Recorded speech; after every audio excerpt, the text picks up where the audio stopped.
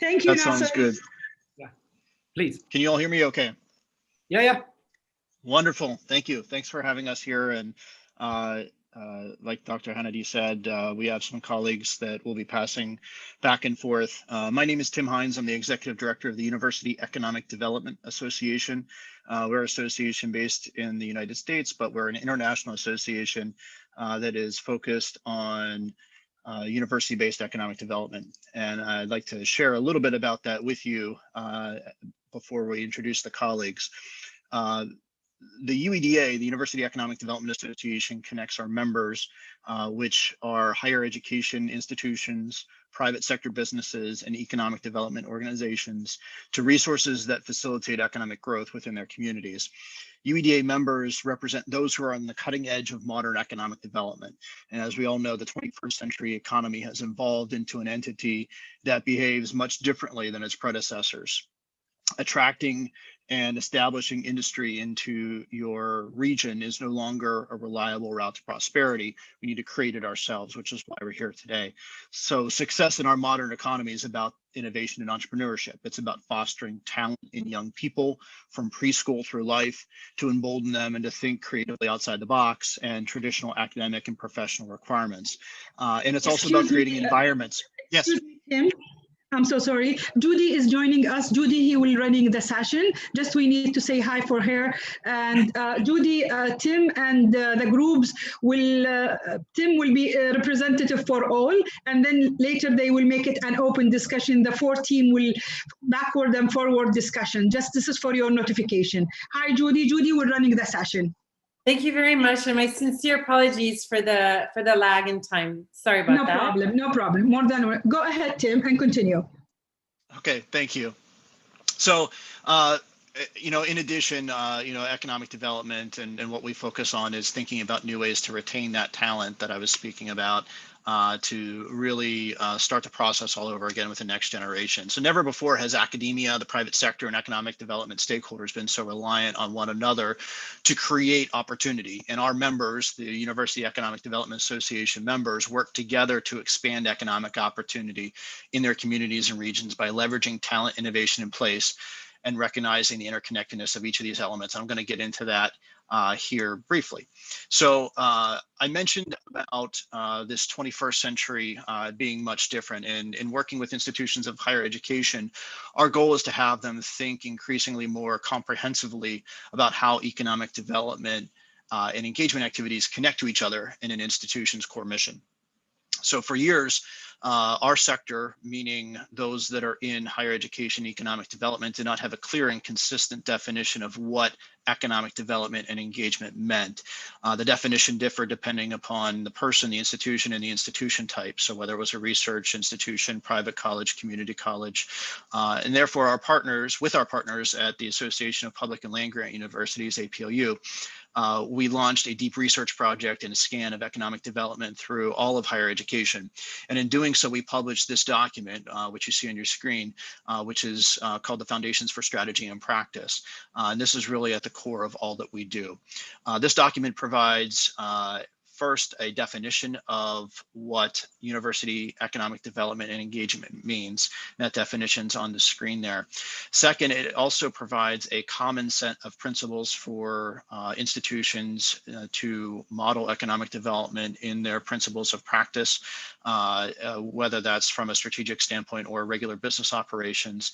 And third, it also creates a taxonomy of programs to assist institutions in communicating and classifying how they actually conduct economic development. So on the screen, I've highlighted that definition of what economic development means to our world and how it broadly creates those conditions for economic prosperity. And I mentioned talent and innovation of place, and this is really the taxonomy of how our institutions begin to classify their work within the lens of economic development. Colleges and universities enhance the competitiveness of their communities and regions and also serve a global society. society through many diverse programs, services, and activities that span these realms of talent innovation in place. Economic development isn't a fourth mission, but it's a lens through which all of these are accomplished. And our institutions, our higher education institutions, succeed in economic development, broadly defined that I shared, and communities and regions that they serve realize sustained advances in economic prosperity because they become increasingly attractive to entrepreneurs, innovators, business investors, and highly skilled job seekers, and even students. So these three components of talent innovation in place are autonomous and linked efforts within higher education's economic development environment, as we've illustrated in this graphic. So the taxonomy is designed for those who plan, lead, prioritize, and carry out economic development engagement activities. Importantly, many of the most vibrant and effective programs and services fall at the intersections of each of these because everything is not holistic within these silos. So these three elements also build on the traditional university mission formulations of teaching, research, and service, or learning, discovery, and engagement, and can serve to extend interpretations of the mission across the institution. And when an institution has active and effective programs within all three of these realms and their intersections, then we consider that institution to be achieving something that we call high impact economic engagement. But of course, universities don't do this alone. They rely on ecosystems to help support the work of their regions and make them stronger and more resilient. And that's what we're here to talk a little bit more about today. So they rely on these partners and the partners rely on them to strengthen the overall system. So today we're going to explore the three parts of the ecosystem as we've defined those and how those parts can be strengthened. So those parts include the ecosystem itself, so the overall system, the higher education institution, and then the institution has initiatives, and we're going to look at and explore those initiatives. So to help us reflect on these parts of the ecosystem, I've invited three colleagues of mine to join us today who are all much more forward thinkers at this than I am and can relate their own experiences in innovation ecosystems and higher education economic engagement and their strong commitment to innovation ecosystems. I will introduce each of them here. We have Rachel Burnett, who is a program officer for the Lemelson Foundation. We have Margot Fliss, who is the manager of strategic engagement at the University of Alaska Center for Economic Development, and Rebecca Robinson, who is chief corporate engagement and economic development officer at Kansas State University. And Rachel's going to be giving us the ecosystem perspective, so the entire ecosystem. Rebecca is going to look at the university itself and the role that that plays, and then Margot is going to look at the initiative perspective. We're going to get into a dialogue. So I'm going to stop sharing my screen and actually relay some questions to each of them and ask them to respond. And the first is going to go to Rachel in talking about the system itself.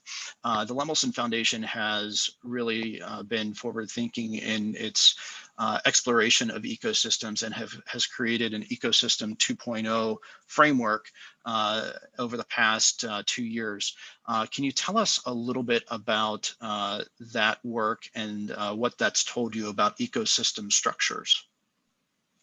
Sure, thanks, Tim, and thanks for the introduction. As Tim mentioned, Lemelson Foundation, which is a family foundation based in the US in Portland, Oregon, focused on cultivating the next generation of inventors and entrepreneurs, has started looking in depth at the systems that both enable the individuals who become those inventors and entrepreneurs and the companies that they create that drive economic development. And as Tim mentioned, we have developed what we're roughly calling ecosystems 2.0, in part because entrepreneurial ecosystem models are often illustrated as connections between organizations that support entrepreneurs and innovators, but they often don't necessarily assign a value or a role to those connections. And so the ecosystem model that Lemelson has been developing around regional ecosystems has a couple of fundamental differences. One is that we look at organizations